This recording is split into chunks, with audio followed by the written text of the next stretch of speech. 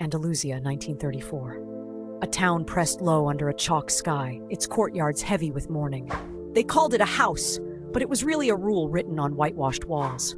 Luna came the winter her mother died, a small woman with raw red hands from scrubbing other people's grief out of their clothes. She carried one suitcase, a rosary polished by worry, and a tin box that rattled like rain. Inside were buttons, wood, bone, pearl, taken from ruined garments and kept like small witnesses. Each one remembers what the cloth forgot, she said softly. When truth cut through the room, her voice turned sharp as a needle. Signora Perpetua ran the house. She kept mourning the way others kept ledgers. Every day balanced, every breath accounted for. Her black dress was as stiff as a wall. 8 years for a husband, she said, tapping her cane on the tiles. 4 for a father, 2 for a brother, for a neighbor. 40 days. She allowed no singing, no laughter that reached the windows, no desire.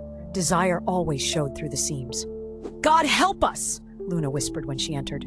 God helps those who behave, Perpetua replied. Room 3. The walls are new. The town lay in the foothills near Granada. Summer pressed a hand over every mouth. Winter filled courtyards with fog. Outside the walls, orange blossoms smelled of promises not meant for those inside. Luna worked at the river, kneeling on a flat rock used by women for generations. She beat shirts and sheets against stone until stains lost their names. Soap stung her cracked fingers. She hummed quietly, just enough to remind herself she still had a voice. Careful, said the widow beside her. The house doesn't like music. It has ears. All houses have ears, Luna answered. Some pretend they are holy. At night, she returned with a basket of damp clothes and the smell of river in her hair. She sat at the window, sorting buttons from the day, a pearl from a dress that would never be worn again, a chipped wooden one from a child's coat. Each button dropped into the tin with a click. Each click was a memory she refused to let the house erase. Perpetua's daughters moved like shadows trained to behave. Teresa, the eldest, counted fees like a judge. Marta, the middle one, guarded the keys and slept with them under her pillow. The youngest, Rosal, carried a laugh that kept trying to be born but was hushed before it could grow. Where is your joy? Luna asked once, while mending a dress torn more by sorrow than by wear. In the well, Rosal said. We dropped it there when Father died. It sounded like a coin. Longing entered the house not through a man, but through sound. One night, from the abandoned olive mill, a guitar began. Not bravado, not marketplace noise, just a hand searching strings like someone feeling along a wall for the light. The music climbed the night like vines. Luna set down her needle. The tin box grew warm in her palm. Back to bed, Teresa hissed. Music is a stain. Some stains make cloth worth keeping, Luna said, closing her door softly, as if to trap the notes inside. The guitar returned, always after midnight, always apologizing for existing. In the mornings, Perpetua's cane struck harder. She said the town had become shameless. She suspected the baker's boy, the glovemaker's brother, the air itself. You, Luna, she said. You look as if you've heard something you should not. I hear water in the pipes, Luna replied, and the bell practicing for the dead. At the river, women whispered. The guitar was a swallow. The guitar was a horse that would not be broken. The guitar was a hand through a wall. Luna washed, listened, and gathered more buttons.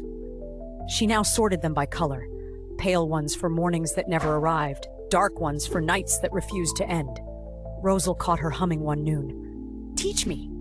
It's only breath. Breath is forbidden here unless we do it quietly. They hummed together on days. Perpetua visited the church to count sins. 2 women in a room, mouths barely moving, a song small enough to fit inside a thimble. Once Marta paused at the door, listening. She did not enter. She placed a key on the sill without a word. God hears even this, Teresa warned, and he reports it to Mother. God hears what he wants, Luna said, and he knows what it is to be poor. The guitar did what true things do. It gathered courage. One night, the notes reached the house like weather. Rosal opened her window wide. Luna opened hers too. The moon stood between them like a witness. Perpetua's cane struck the floor, once, twice, a verdict. Who dares? She demanded. Who dares bring filth to my house? Filth is what refuses to be washed, Luna answered, surprised by her own words. Next day, notices appeared. Fines for music after dark, fines for laughter that reached the street, fines for windows that stayed open. The priest preached temptation. The baker sold bread that tasted like apologies. Perpetua searched every room, confiscating anything that could be tuned. She found the tin box on Luna's table. Buttons, she sneered. Scraps, proof of nothing. Luna cradled the tin as if it breathed. Proof of everything, each one a stitch in a life that tried not to come apart. That night, silence replaced the guitar. Rosal sat on Luna's bed. I think you frightened the music. Music doesn't frighten. It listens. It waits where we dropped it. Like joy. Yes, like joy. Morning brought boots. The Guardias walked through town like a rumor through a family. They knocked with politeness that made people smaller. Perpetua offered coffee and a list of names, not her own. By afternoon, everyone knew. The guitarist was a widow from the olive mill, scarred thumb from the press. Blasphemy, people said. Many repeated it. Easier to say a word than to bear a life. That evening, Luna carried her tin box to the courtyard. The well stood in the center, a dark mouth with an iron throat. Don't, Rosal whispered. Don't give it your buttons. It will never be satisfied. I'm not paying it, Luna said. I'm teaching it to count. She dropped the buttons one by one. Each click was a voice rising from silence. Pale ones first, little moons surrendered to the dark. Then the darker ones, like constellations falling into a well that had forgotten the sky. Perpetua arrived, cane and grief like weapons. What do you think you're doing? Making a record, Luna said. You will leave tomorrow. I will leave now. Marta gripped her keys. Teresa's mouth became a line. Rosal pressed her hands together as if holding in a bird.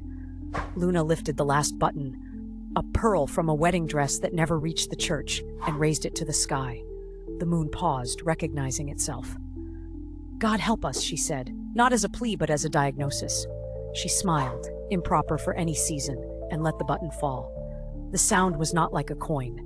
It was like a guitar string, plucked once, perfect. Luna left with her suitcase and a hand that no longer shook. At the gate she turned. The house stood as it always had, forbidding more than it owned. Inside, a girl's laugh tried again to be born. Outside, Andalusia smelled of orange blossom and bread. The bell no longer tried to lift the roofs. It practiced something softer, as if mercy had its own time. Down the road, near the olive mill, someone was tuning. Luna did not hurry. She walked the way you do when a seam has finally held. At the river, she dipped her hands into the water, let it sting her well, and looked at her palms, chapped, red, honest. Not all stains should be washed away, she said.